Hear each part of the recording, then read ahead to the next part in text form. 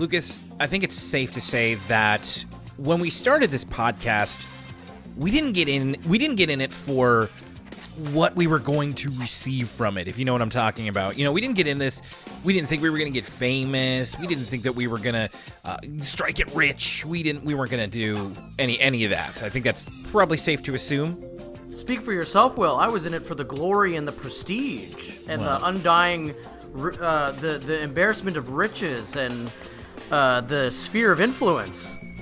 Well, that's fair. I mean, not to say that we not to say that we haven't seen a little bit of that. What I'm leading up to is that although we do, hey, first of all, we're very thankful for everybody who has given us money through our Patreon or through individual donations. That is very, very cool. But something I don't think that I ever anticipated when we began to get listeners to send us emails and stuff like that. You know, I never expected that we would actually receive cool stuff in the mail from our listeners. Of course, we mentioned a few episodes ago, back in I think it was either early January or late December, that we did receive a lovely present from a listener, and we actually received another package just this past week that we're recording this. The ECL mailbag. Yeah. It runneth over. The physical mailbag, actually. Yeah, you're right. And now, Lucas, I haven't been able to get this to you yet, but one thing that I'm still on the lookout for is a good Boston cream pie. I want to know what this tastes like after hearing about it in Arthur for decades. But one of our listeners decided to give us something of close equivalence, and I will get it to you as soon as I can, Lucas. We actually just had a snowstorm here, so that waylaid us a little bit. But our listener, Ross Ward, we want to say a big thank you for the lovely holiday card that you sent us and for sending us Boston Cream Donut Pop-Tarts in the mail. It's true. We neither of us, because you've never had a Boston cream pie, right, Will? Never. No, same here. And a Boston cream donut, though, is far more common around here. You can get them from Timmy's. Yes. But this is, I think, of a much higher quality. This is more artisanal, and I, for one, cannot wait. And we will, of course, report our findings on the podcast. I also still have to try the vanilla olive oil ice cream. That is still coming. Okay. All right. For our Patreon subscribers. I haven't dipped in yet.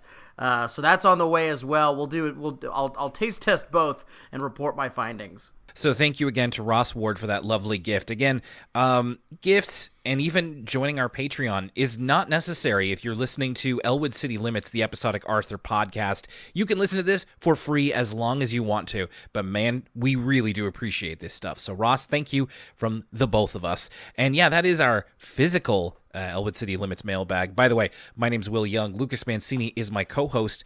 And this week, speaking of runneth over, we do actually have a few emails over at elwoodcitylimits@gmail.com. So let's get into that before we discuss this episode. Of course, catching up on our back catalog and meeting us along the way is Ashley Hollingsworth. Here's another update from Ashley. So she starts off by saying, Will, I know exactly what you're talking about with the downside of handwriting. I too suffer from my brain moving faster than my hand can.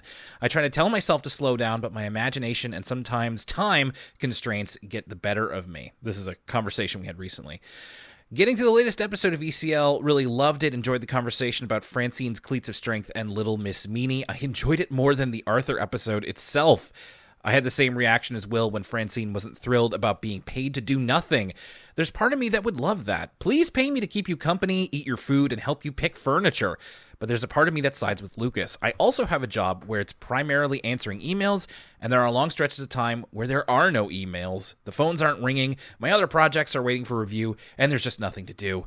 On those days, I really wish I could end the day early and go home. If you're going to make me leave my house, I'd better have some work to do at the office. If it was remote, that'd be another story. And Lucas, I mean, you're at home today. I work from home, so I do have that. It's funny, I was speaking with technically a coworker with one of my jobs who works in an office here in town, and he's like, hey, we do have an extra desk here. You ever want to come into the office and do work? And I was I can couldn't picture how that conversation went. I couldn't hide I had my laughter as like, no, I do not. Like, he meant it just like, there is something to being in an office and getting to know your coworkers, but this was just like, I'm sorry. Especially because a lot of my jobs are very remote. There is no like set up office. And I'm just like, I largely don't miss that. And especially not the gas bills, not the driving in. Yeah, no, I getting totally to do laundry during the day. That's probably the biggest one. Oh my God, yes, absolutely. It doesn't cut into your free time. As for Little Miss Meanie, I was also shook when Muffy said Lydia was only going to win because she's in a wheelchair. Couldn't believe I heard that. But I like Lucas's point of starting Muffy off this episode so low, it gives her a chance to rise up. It's important to remember anyone can say something out of pocket, even people you love. That's where you can step in to express how that comment made you feel and hopefully educate them. If they refuse to listen and grow from there, then maybe that's when you cancel. Interesting that we're getting this as well, Lucas. We've got that Netflix live action Avatar: The Last Airbender coming out. The big thing going around this week is that they removed a plot element from early in the show that involves one of the characters having misogynist beliefs that are then challenged and reversed, essentially. So eliminating an entire arc because we assume they want to be able to soften those rougher edges of the character so that nobody gets turned off early on. And this kind of goes to what we were talking about in that last episode. Well, it's a really good, not to be too much of an old head and wax poetic on the current state of children's media. Yes. But it's pretty crazy that, a Nickelodeon show from how many years ago was Avatar? Like 15 years ago? Yeah. Two decades. That's now got too hard of an edge for today's sensibilities, for today's Netflix watching sensibilities. It's pretty kind of frightening, right? Like, at what point do we start to say that, this is a little bit of a straw man, but at what point do we start to say SpongeBob is bullying Squidward? We have to, in new episodes of SpongeBob, they have to be amicable neighbors where there's no kind of tension in between them. I don't even need the character to grow and change because, some people in real life who have unsavory qualities never grow and change, and art should be a reflection of our reality, even children's art. So I think it's a really it's indicative of some really bad stuff coming down the pipeline. If something as innocuous as Avatar: The Last Airbender is kind of too out there or harsh for today's kind of streaming show watching audiences, I was really kind of harrowed by that news. Yeah, it strikes me as very reactionary from the suits behind the decision, just like ultimately for the worse. But we'll have to see. I also found Lucas's point of the lack of antagonists on Arthur to be interesting. I never thought about it, but I agree. Everyone that was a bully or antagonist has been softened. Maybe with the exception of the Tibbles, they're still pretty awful. Such as Emily, who is pretty snotty and annoying. Now she's DW's best friend. Muffy was insufferable and a walking stereotype, and now she's likable. And as you already said, the tough customers are the cool older kids with a little edge to them. Francine has softened over the years. It's like old Animal Crossing versus new. The villagers were straight up mean to you. Now they're overly nice, and it doesn't matter if you've abandoned your town for 3 years, they'll drop to their knees praising your return. I don't play Animal Crossing, so, or I haven't. Hopefully that's a good analogy there. Looking forward to your thoughts on Mr. Ratburn's Secret Identity, one of the strongest episodes of the season. We'll see about that, but thank you, Ashley. Appreciate you. This one's from Anonymous, who has 2 stories to share with us, one related to PBS, the other related to literacy and reading. So, I don't know if you've heard this, but after the success of the Barbie movie, Mattel is making a Bob the Builder movie starring Anthony Ramos, who is one of the actors from Hamilton, and Jennifer Lopez as a producer. Apparently, Bob's name is going to be Roberto, and he's going to be set in Puerto Rico, which for context is a U.S. territory, not a state. But it has a reputation of being seriously damaged by hurricanes, as the island itself is relatively small. I don't know if you've discussed Bob the Builder, but this might be your opportunity to, if not. So yeah, I did actually hear about this, and it's like, okay, cool. Like, I I don't know a lot about Bob the Builder. Never really interacted with it. So I used to watch it back in the day, and I mean, I'm sure you've seen the memes, Will, about, you know, when you're an edgy little kid. Yes. The Bob the Builder theme song, it's so positive. It's got that refrain, "Can we fix it? Yes, we can." Mm-hmm. Except when you're a little mean little kid, you go, "No, we can't." 'Cause you try to bring some negativity to Bob the Builder. It's interesting that they're, you know, changing him to Roberto. Handy Mandy, wasn't that the whole thing with Handy Mandy? That he was kind of a Latino Bob the Builder, Hispanic Bob the Builder. Handy Manny? Handy Mandy? Handy Manny? I don't mean to correct you. I literally have never heard of this before. Yes, Handy Manny. Okay. No, I don't know. Full name, what is it? Just a second. Handuel Manuel? Manuel Estevez Garcia III. Okay. Is Handy Manny's full name. There was a bunch of Mattel, like, after the success of the Barbie movie, they announced like 1 million projects. There was, I think, going to be a Polly Pocket movie directed by Lena Dunham. Yes. Yeah, I remember that. But Vin Diesel with Rock'em Sock'em Robots, I think, was another one. It's one of those things where I'll believe it when I see it. Yes. Like, I think Hollywood, the powers that be, they got really excited after the Barbieheimer phenomenon. And just because something's in the works or announced, you know, does not necessarily mean it will come to fruition. I'd be surprised if even a significant amount of these projects come about. But we'll probably have to wait, you know, 2 to 3 years before we actually see any of these come to fruition. So sounds interesting, you know, rebuilding the hurricane-ravaged Puerto Rico. That's quite the recontextualization of Bob the Builder. I wonder if there's going to be talking construction equipment, if that's the case. But either way, it remains to be seen if this will actually come to be. My guess is probably not. I bet the majority of these projects don't actually come about. Well, I'm still like, to your point, it's like, every time I hear news about that Daniel Kaluuya Barney movie that's like totally going to be like sick and dark and twisted, I'm just like, is that happening though? Like, are we totally sure about that? Maybe it will. I don't know. Remember, I was listening to a podcast about this the other day. They already made that with Def to Smoochie. Yes, which came around when I was quite a bit younger. I have not seen it. Man, you get some polarizing reviews on that still. But Def to Smoochie, yeah. Well, and it's about, Will, stop me if you've had this idea before.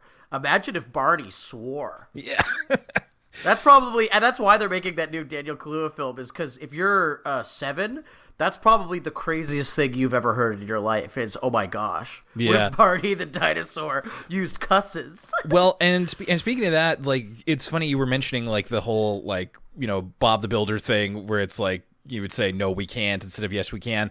I remember when I was younger, like, I think I was in, like, junior high, I had a friend of mine, and this is before the internet was as prevalent as it is, so, like, a lot of urban legends just spread through something somebody at school heard about, and my buddy was like, oh, there was totally an episode of Bob the Builder where he like swore on camera and they like left it in, and I was like, that doesn't sound right, but I don't know enough to like disprove it. I think that's like an urban legend around Bob the Builder, but yeah, totally that same sort of thing. This is back to Anonymous. The second story is from a podcast I listened to called ICYMI, the acronym for In Case You Missed It. It's about internet culture. Recently, they had this content creator named Michael the Librarian, and the clip he referenced, having fun isn't hard. He even has it in his Twitter bio. So, a bit of a podcast recommendation there. I'll take a listen to that.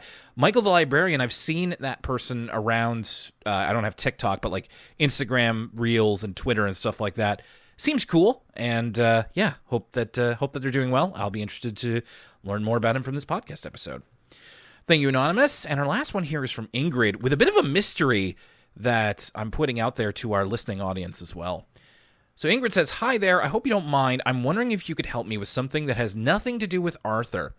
I have a memory of a movie I watched when I was a kid spending summers in Ohio, and I want to revisit the movie, but have no idea what it was. I lived in Utah for most of the years, but when I was in Ohio, I would watch things on TV that didn't air in Utah. I think Ohio played more Canadian shows than Utah did because of its location, so I'm wondering, since you are Canadian TV buffs, maybe one of you have seen this movie and could tell me what it is. Here's what I remember." So here we go. A boy, the main character, wakes up in his room on his floor and assumes everything he just went through was a dream. He's relieved and runs outside to play, but then the villains of the story are in his mirror behind him conspiring. It wasn't a dream. There are some minor characters, possibly mice. One of them tell another something like, "Be safe," or "be careful." The character gets offended by this because they believe that they can take care of themselves and feel the character is babying them. They later realize the character had said it out of love and is touched by it. There is a big battle scene with a big dragon. Thanks for any help. I know it's really random, but I was listening to Elwood City Limits today and realized that maybe since you two are Canadian, you might know. Thanks again. That's from Ingrid. So off the top of my head, the only thing that this sounds familiar to me about, there was an episode of, was it Goosebumps or Are You Afraid of the Dark? I was going to say, it sounds like Goosebumps or Are You Afraid of the Dark? One of those horror anthology shows. So there was an episode of one of them that was about a kid who wanted to have like more responsibility, or he wanted to feel more grown up. And then he went into like a series of, like he fell asleep in his attic, and then like he dreams that he's a hockey player. He dreams that he's a surgeon. He dreams that he's going to get married, and it's all this plot by this, I don't know, like shadowy organization because he didn't appreciate his life. If you ever seen like years and years ago before he got mega canceled, John Tron did a video on them, and that was one of the ones he talked about. That's the closest I can figure, but it doesn't have a lot of the things that Ingrid's talking about. So it doesn't have the mice. It doesn't have the dragon. Does it ring any bells for you, Lucas? No, it's not ringing any bells, but you know, it's not just us, the listener is asking. We're bringing it to the Elwood City Limits faithful, so maybe someone in the Discord knows what this listener's talking about. Absolutely. So if you're listening to this, whether you're a patron or whether you're listening on the free feed, send us an email, send us a message with what you think it is, and we'll try to narrow down what this could be. And Ingrid, if we do end up finding it, please let us know. Or if you end up finding it, we would like to know as well. So thanks everybody for your emails. Nice to get a few more in the old electronic mailbag. That's elwoodcitylimits@gmail.com if you would like to send us something. Speaking of sending us something, thank you to all of our patrons at patreon.com/elwoodcitylimits who have ponied up with a bit of cash and have received the latest episode of the new For the Kids podcast, where we talked about Veggie Tales. It's a good one, and there's a lot of Veggie Tale heads among our patrons who have been sharing some of their memories and info and even corrections with us. So appreciate that. It's been really cool to kind of talk with everybody about what a touchstone this was for many of our childhoods. So if that sounds good to you, all you have to do is sign up at our Patreon, and we will be having a episode of ECL Origins coming in February, and I'll let you know what that is at the end of the episode. But first, we want to say thank you to patrons such as Christine Wong, Kevin Noon, and Caitlin Harrington Robinson, patrons like Owen and Nicholas DeMarco and Robert Morrison and Sydney Long. Thank you to Baby Show Addict and Derek Richopo and Young Wee, and thank you to Rory Forever. Thank you to Cecil Robinson and Maria Gisselquist. Thank you to Maisie Rose Sterling, and thank you to Stanley Fryman, and more. If it's been a while since you've heard your name in the patron roll call, just send me a message. We are getting close to the end of the season here, and we're starting off with Mr. Ratburn's Secret Identity. It's a lot about superheroes in this one. In fact, we learned something about Dark Bunny that we didn't know before. Arthur and Buster have just seen Dark Bunny Reborn again at the movie theater. We also see a poster for another movie, Dark Bunny versus the Cisco Squid. They're talking about Dark Bunny, and as they are walking down the street, they're being saved from danger by several superheroes who are in their normal person disguises. So there's like that lady with glasses, which is a character model we've seen a bunch of times. She saves them. There's a man in a suit who stretches like rubber to make sure they don't fall in a pit. There's even a baby superhero who absorbs a bunch of water and blows up like a balloon so that they don't get hit with it. And this is talking... I just want to say during this montage, not just Dark Bunny, which has been kind of a running side character throughout all of Arthur, I think going back all the way to season 1. But there's another nod to the early seasons, which is that, the piano almost falls on them, which is, I see as a nod to Buster Baxter Piano Tamer way back in the day, when we were thinking about kind of Arthur's first foray into superheroes. Yes, good catch. I actually missed that. I didn't consider that. And what we find out about Dark Bunny is that in the show, his alter ego is Deuce Dwayne. So if you were ever confused which about... is a little lazy. Yeah. If you're ever wondering, I wonder what does Dark Bunny remind you of? I think you could figure it out. But this ties into the episode because it's all about alter egos and potentially superheroes. Mr. Ratburn is called away during class because his cell phone rings, which is the first time that this happens in the show, but we will see it happen again in a much more famous Mr. Ratburn episode a few seasons from now, which is highly unlikely. This makes all the kids suspicious. He gets called away from class, and he puts on a film all about the freshwater mollusk.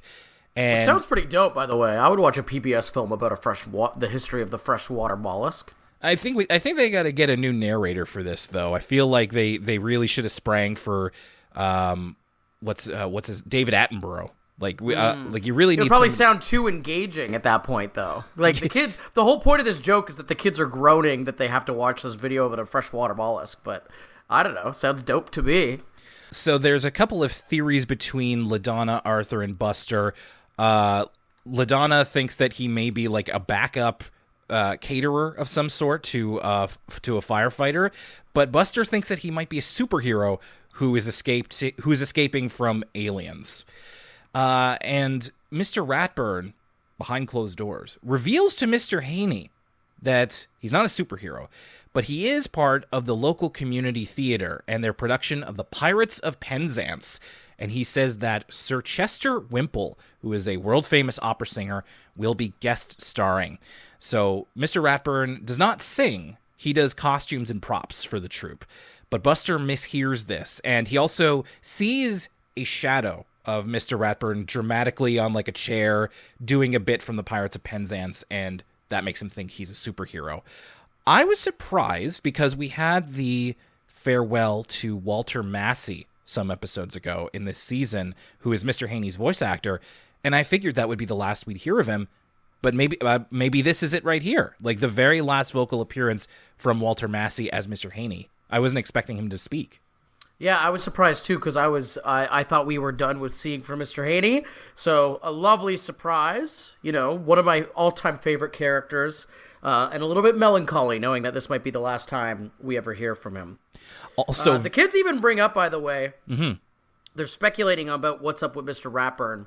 And Arthur brings up the time, I think this is episode 2 of Arthur, when they thought he was a vampire. And yes. he was like decapitating children. And it almost does an episode a disservice that they bring this up, because it naturally I start to compare this episode to that episode. And I want you to keep this in mind.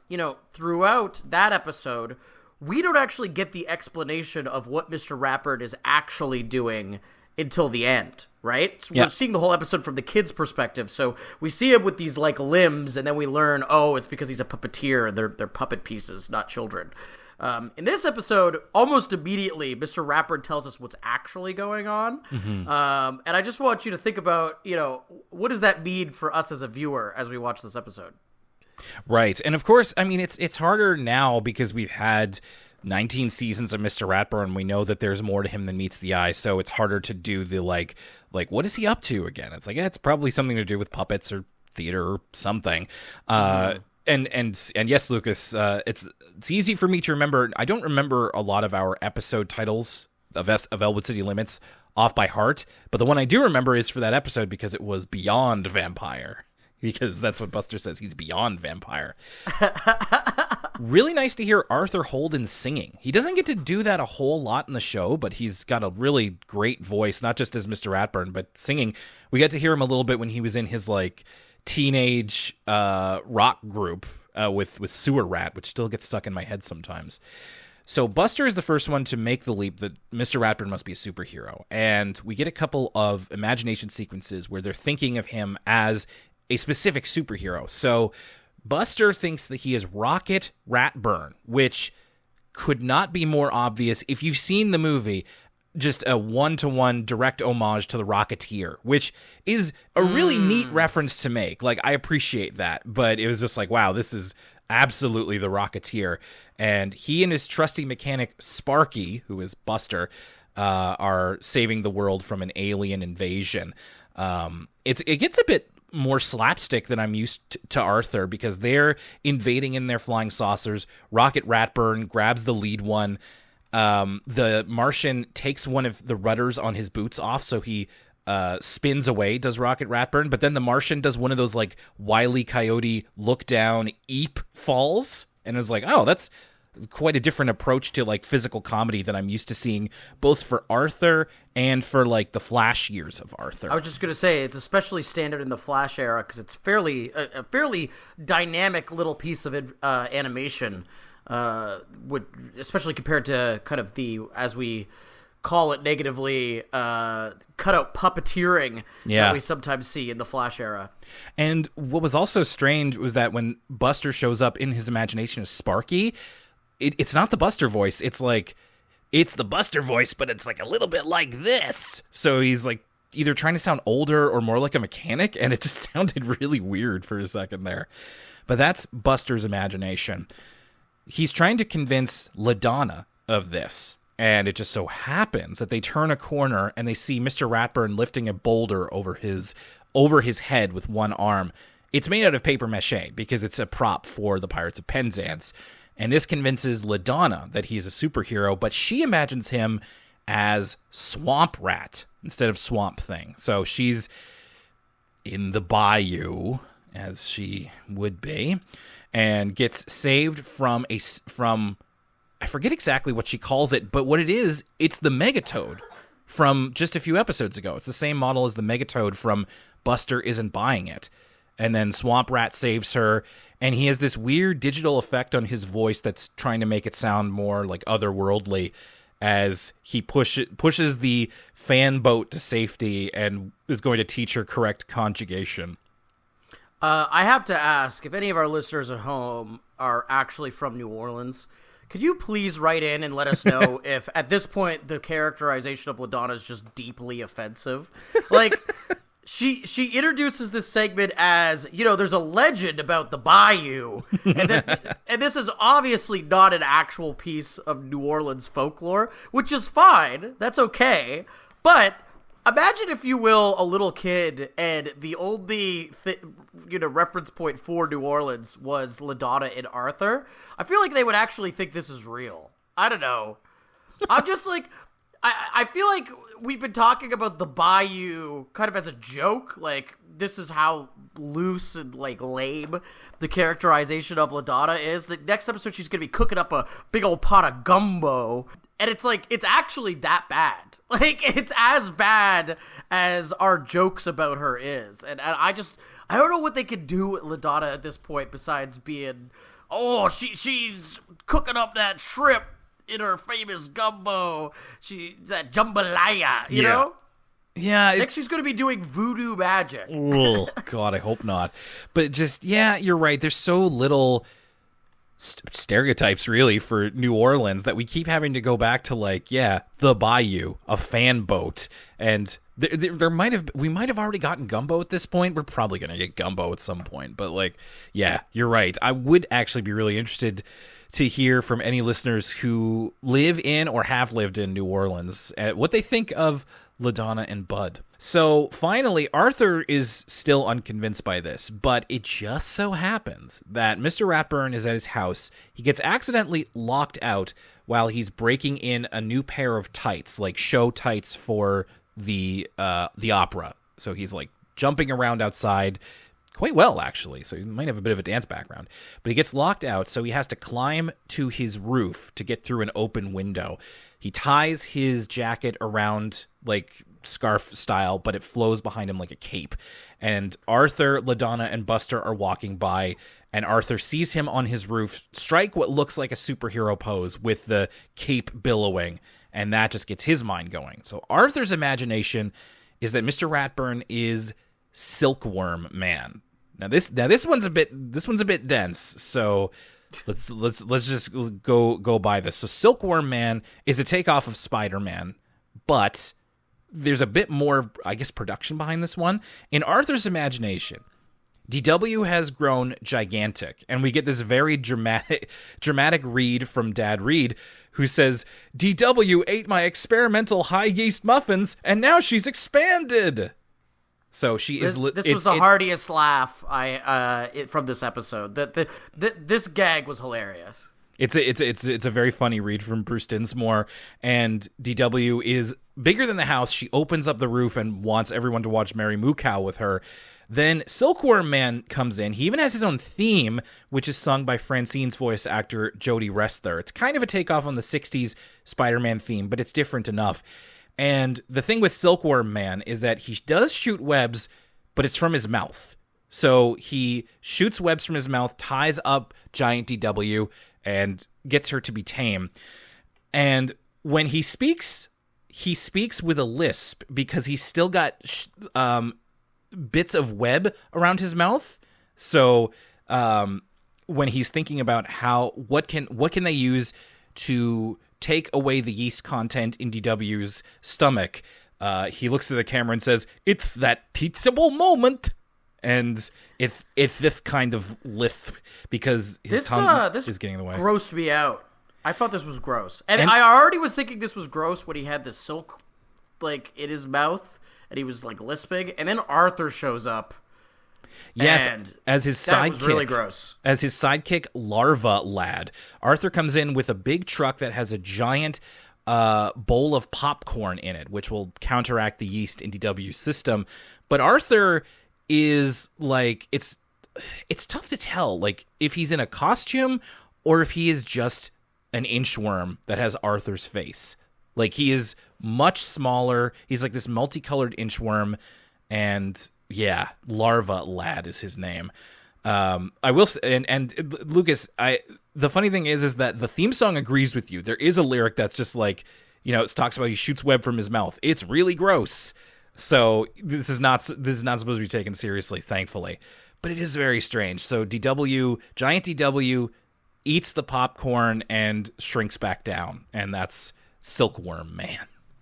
Definitely the strangest of the three, which is, I mean, I appreciate the off the wall kind of thinking around this. But this, it definitely harkens back to the kind of really bizarre Arthur dream sequences of old. Yes, yeah, you're right.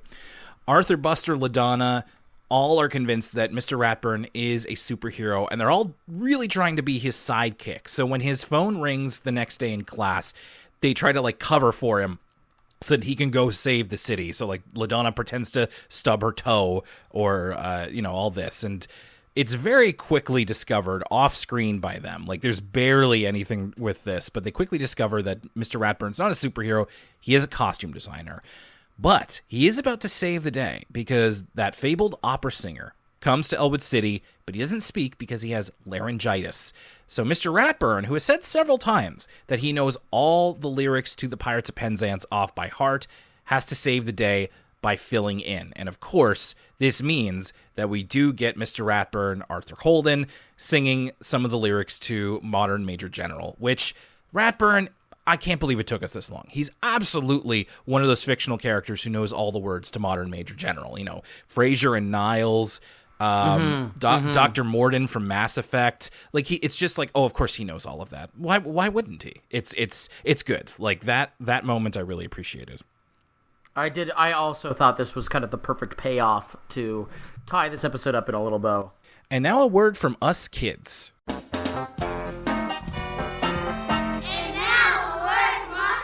Speaking of superheroes, Isaiah and his second grade class are all talking about their secret talents and what makes them a superhero. Then they make comic strips and they do little presentations where they dress up with construction paper crowns and capes and masks and that stuff. Of course, the winner of this segment is this kid the first kid who goes up for this secret talent. He says, my secret talent is eating Italian ice. Me too, brother. Later, he becomes Italian ice eater. I thought he said Italian rice. And I'm like, yeah, man, me too. But Italian ice is, Lucas, as the resident Italian on the show, Italian ice is like a snow cone, right? Well, you could have, it's exactly, it's like a snow cone, basically.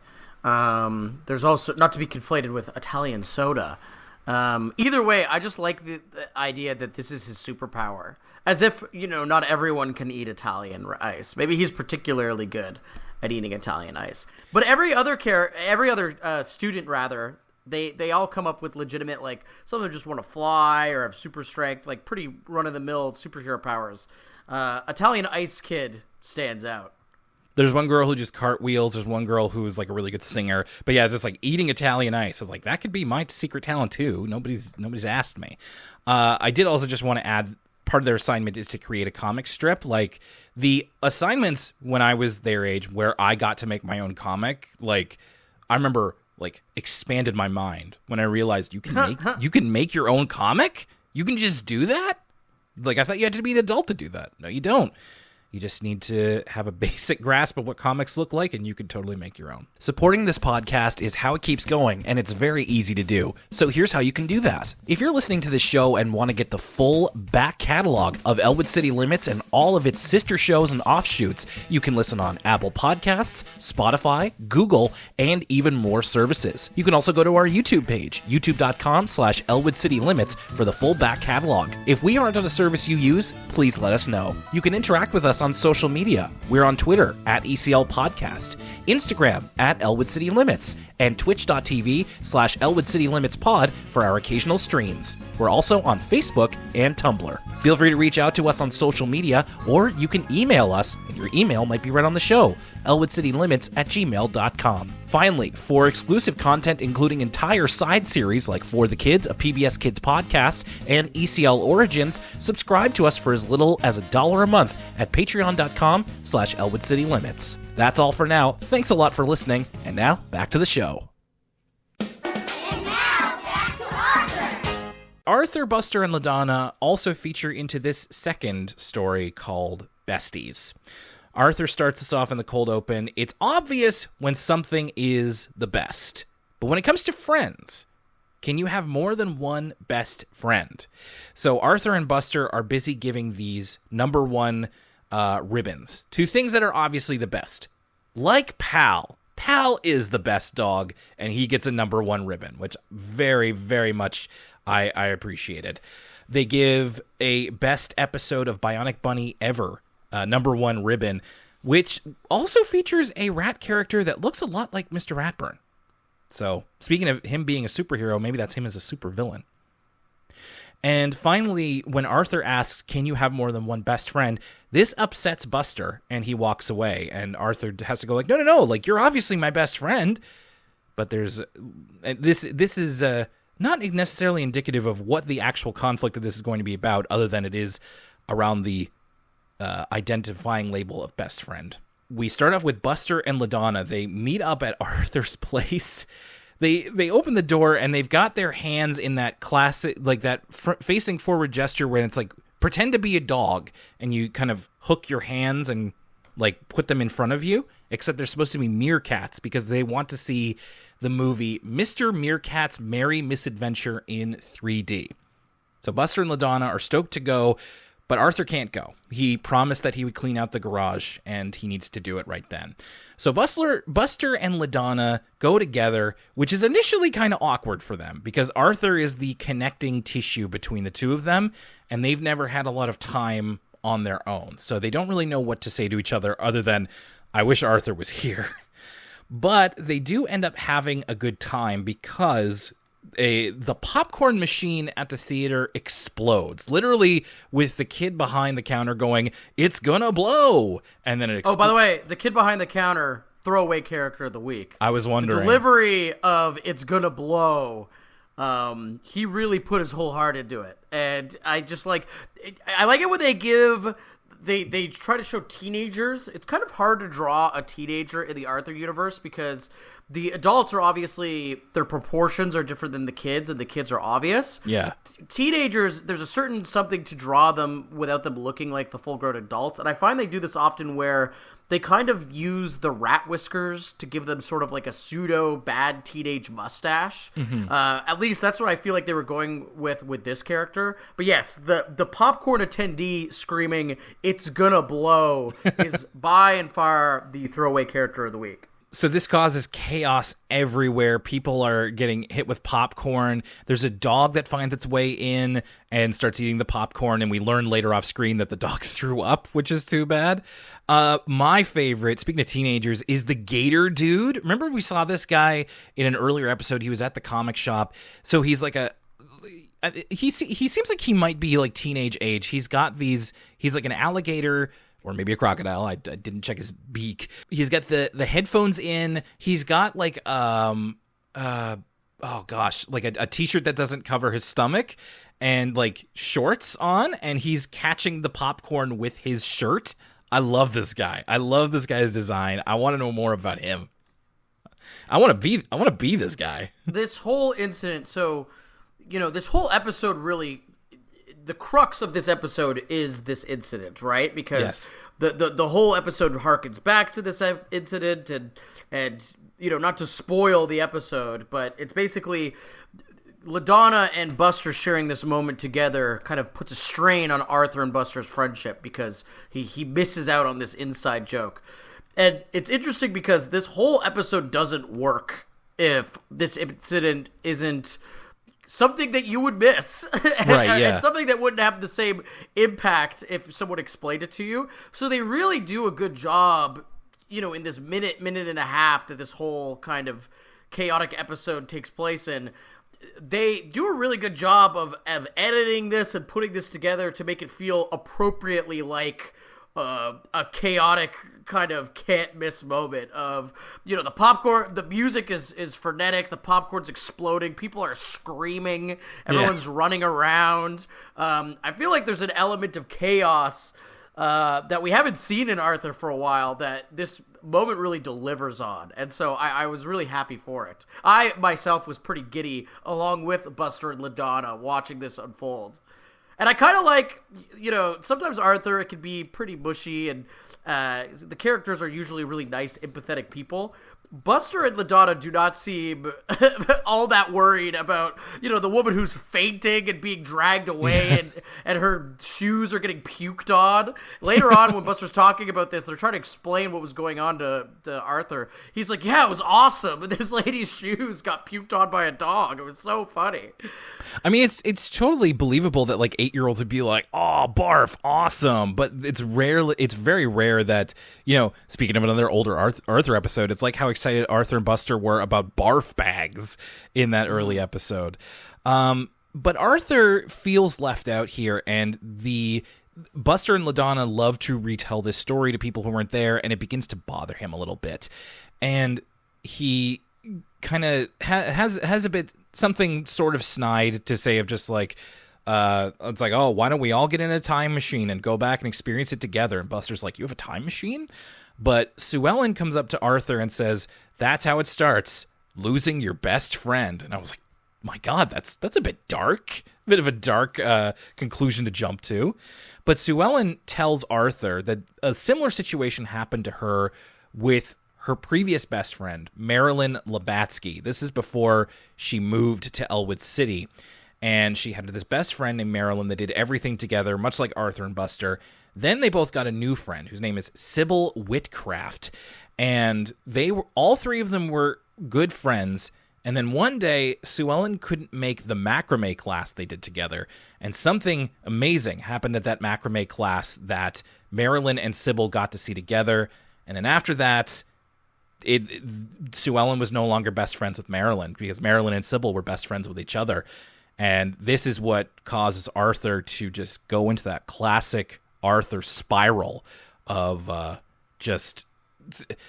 I don't want to be too dramatic, but just like that anxiety spiral that causes him to act the way he does. And I'm really interested to get to the end of this, so we can talk about it a bit more. But here's where it goes.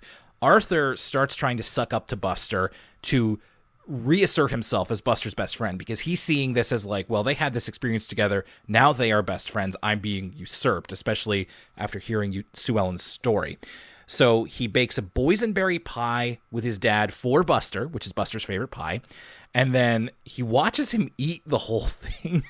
It's funny, like, Arthur brings it over, he opens it up, and then he literally, like, wafts the scent over to Buster, cartoon style. Like, he pushes it over to him so you can smell it. And then he just watches him eat the whole thing from across the table while, like, gazing at him with moon eyes.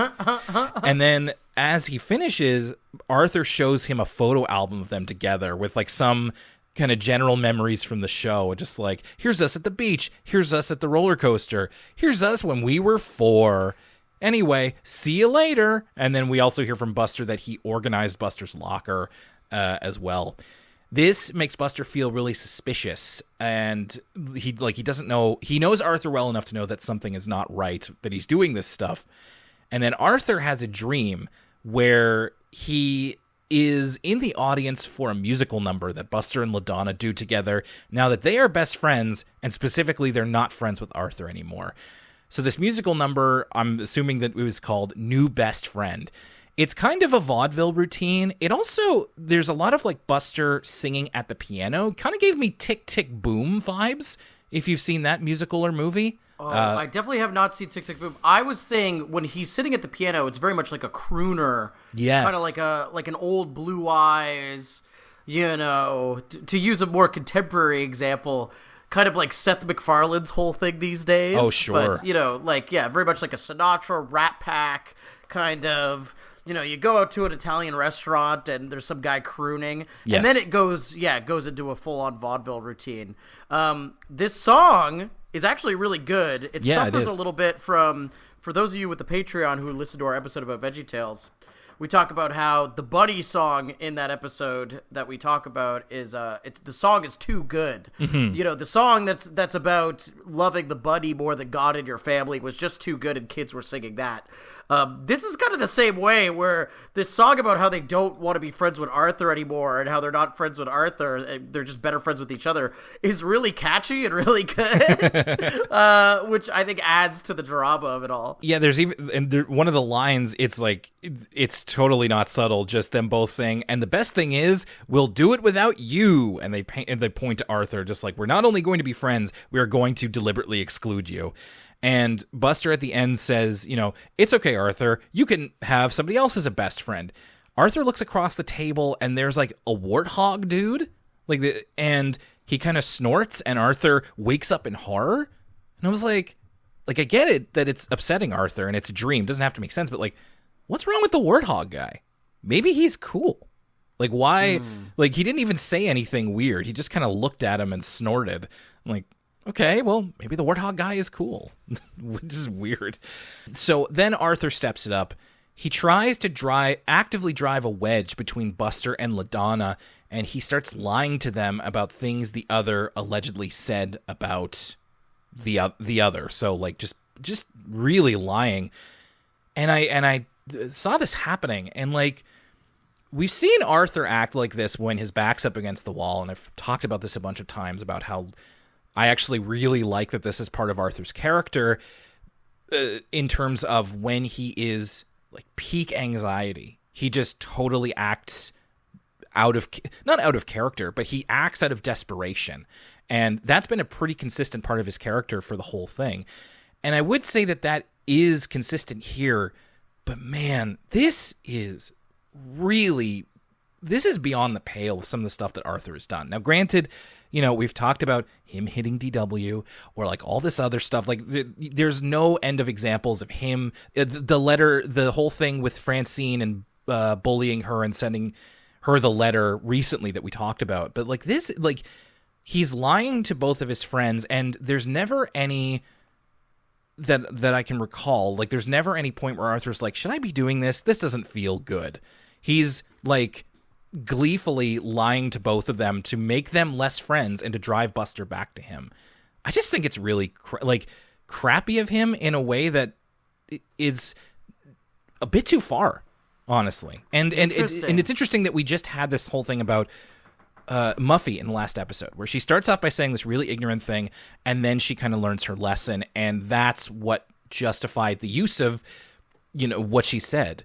This, well, we will get into it by the end of the episode, but to just step over that a little bit, I don't think that this was appropriately reacted to, or I don't think Arthur got appropriate comeuppance here for something that I think is really bad. Like lying to both of your friends to try to make them dislike each other to benefit you is like, I don't know how else to say it. That's a really bad thing to do.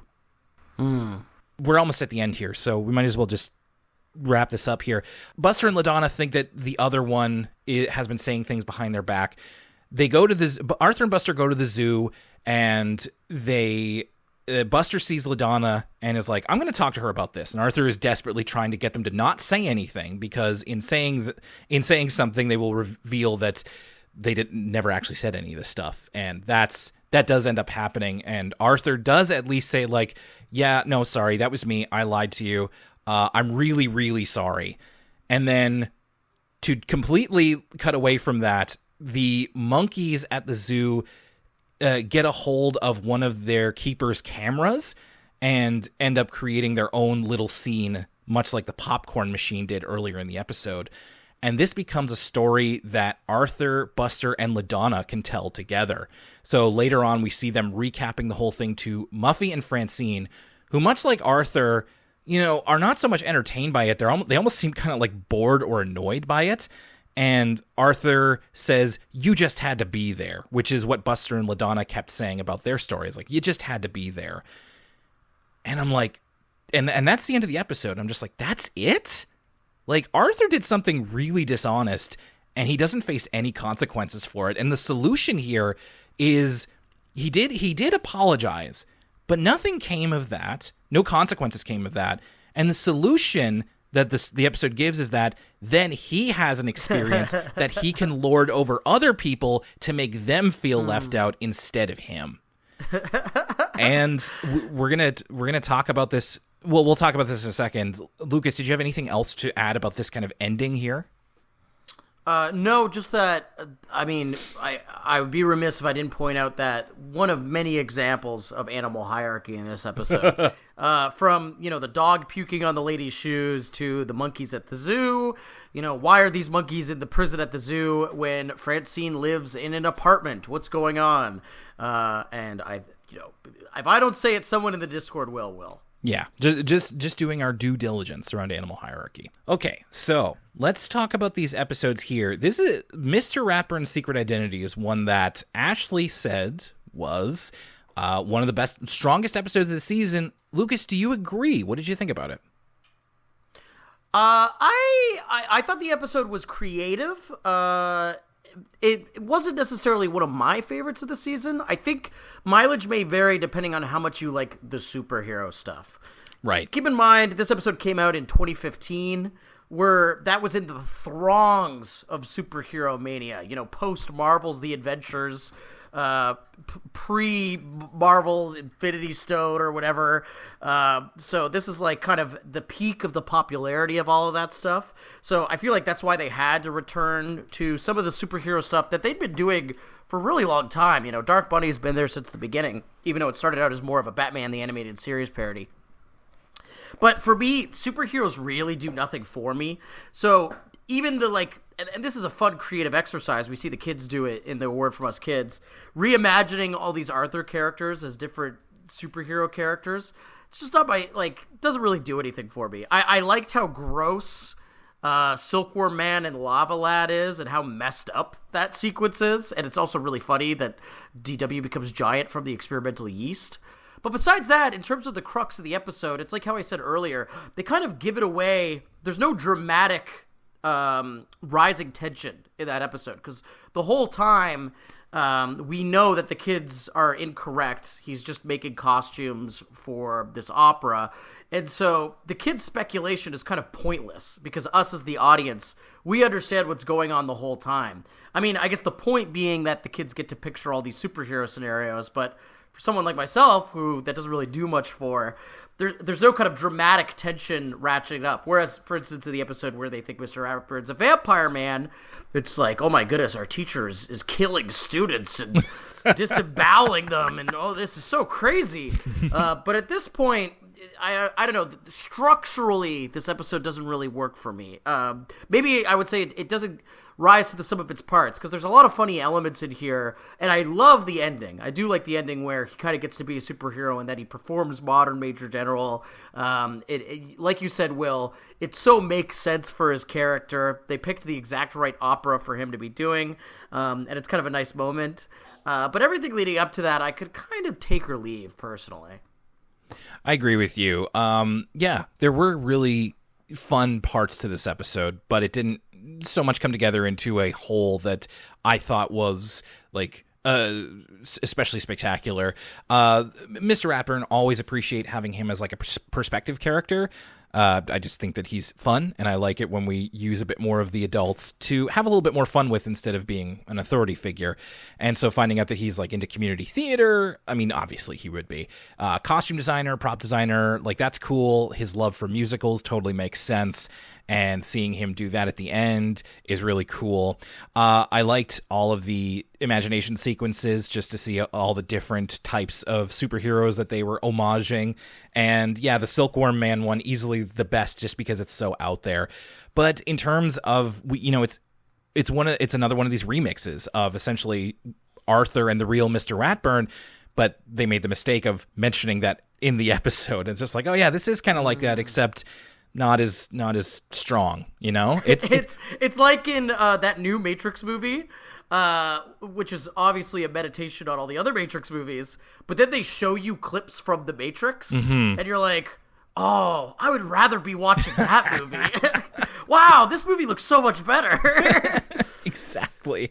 So that's something that you just don't really want to do. It's okay that they want to remix these episodes, but you also just got to be like, okay, but try and make it its own thing.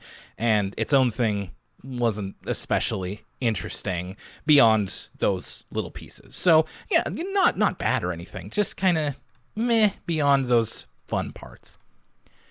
Besties, I was enjoying, and then I feel the ending like botched the whole thing. Like, I really left this episode feeling like not good about what I just watched. And I got into a little bit about why. But it's interesting to contrast this with our reaction, as we said, to Little Miss Meanie, which is the episode we just did, where Muffy, if you haven't listened to that one, or if you don't remember, it's that Muffy says a really ableist thing about a character that we know, and it hits you like a splash of cold water. It's like, oh my God, I can't believe she said that.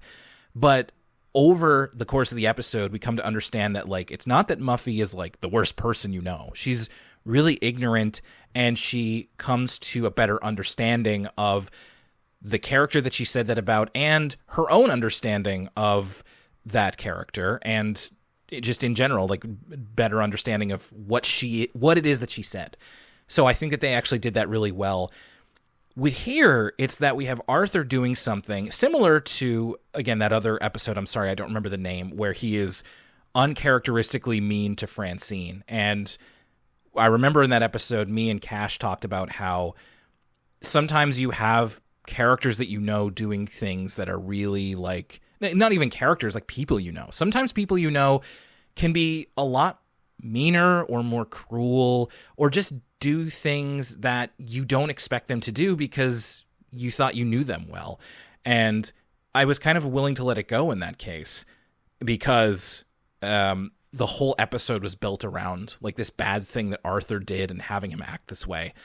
With this, it's like we have Arthur halfway through the episode do something that I think is really like way too far for that character, and then he doesn't he does apologize for it, but he doesn't face any consequences. If anything, he kind of gets what he wanted. He becomes closer friends somehow with LaDonna and Buster, and then he gets to make other people feel left out, which I don't think is a very good moral at all.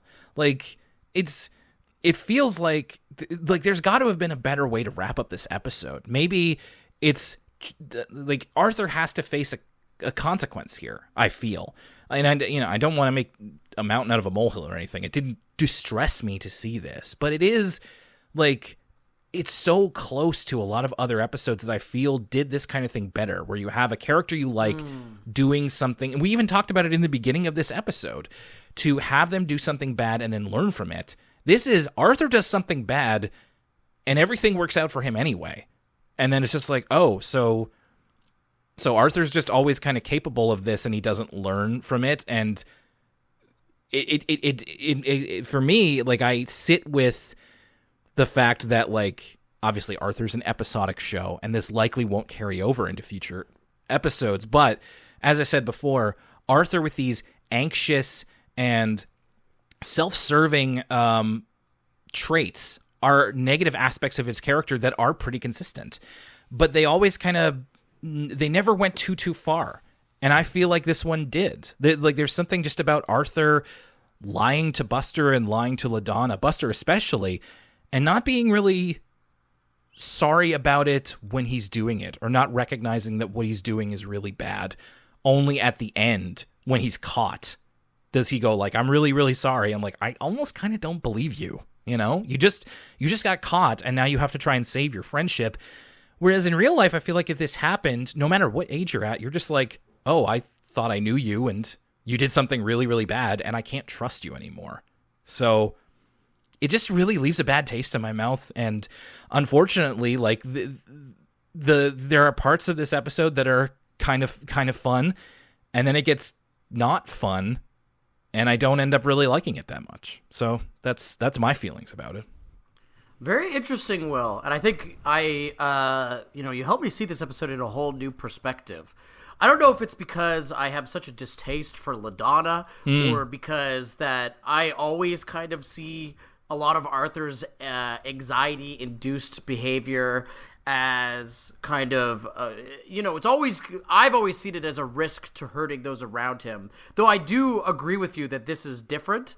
I guess for me personally, I just kind of let this episode wash over me because I was enjoying it. So sure. I think if we look at this episode with the critical lens that we tend to, and we think about what this episode is saying about how you should treat your friends, you're 100% right. Looking at this episode through the lens of, did I enjoy this Arthur episode? I was fruitfully entertained. I kind of liked seeing Arthur manipulate, gaslight, gatekeep, just being horrible to his friends. I liked seeing the machinations of his anxious mind as a musical number. Sure. I think that's a great way to do that, especially when the song was really good. And I think that the moment that Arthur misses, the kind of like inside joke moment, and the way people talk about inside jokes that you're not privy to, I think was well done. I think that, because we're seeing the moment as an audience, it's got to deliver on that, and I think they delivered. And it's true that when you're not in on a joke or something, people do talk that way. Totally. But you're right that it does not justify Arthur's behavior later on. I just don't think that bothered me very much. The other thing I'll say, though, again, and not to keep the LaDonna hate going on, so many episodes in a row, was there a single thing LaDonna did in this episode that could not have been replaced with Francine?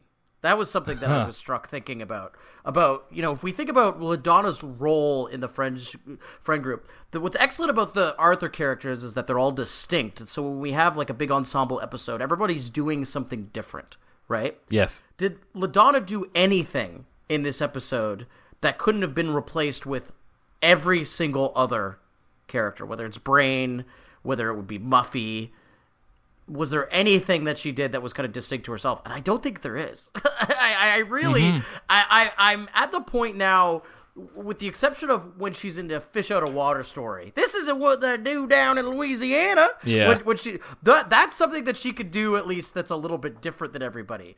But with that exception, what does LaDonna do that's different than any of the other cast members? And so that was something that I was like, man, I really hope that they, maybe in future seasons or what have you, give her another element of character besides being she's someone from somewhere else. Because right now, there isn't really anything.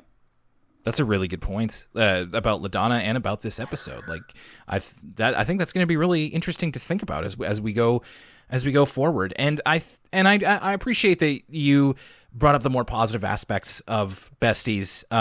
It really left a bad taste in my mouth, but that doesn't mean that there weren't good things about the episode, funny things, like good elements. So that I don't mean to throw the whole episode out, but I appreciate you bringing that up.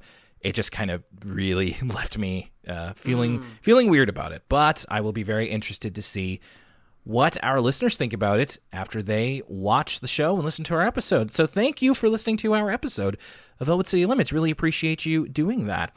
Lucas, it's month 2 of our bi-monthly Patreon podcast schedule. And that means we're heading into February, and ECL Origins is going to be next. And there have been a couple of times where I've kind of pulled rank and been like, this is what we're talking about. And I tried to tailor it to something that we both have opinions on. But I want to do the opposite this time. I want to do a show that I know nothing about, but you know at least something about, and our listeners know about as well.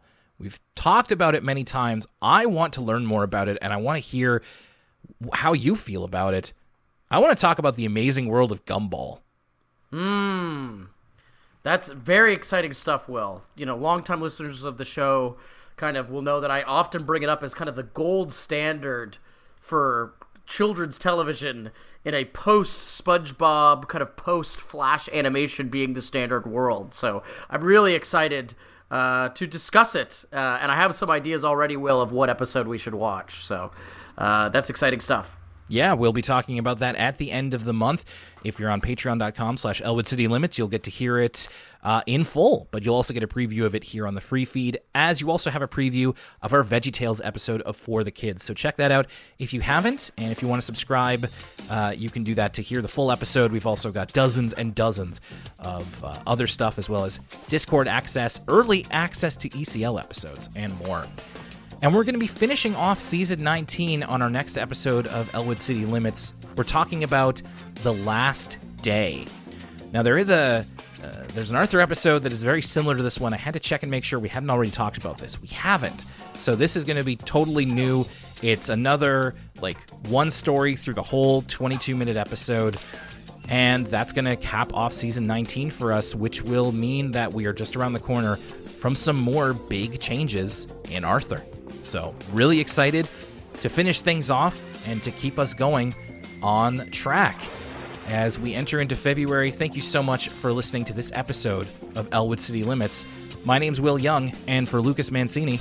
Oh, now, this is fun. I'm having fun. We'll see you next time.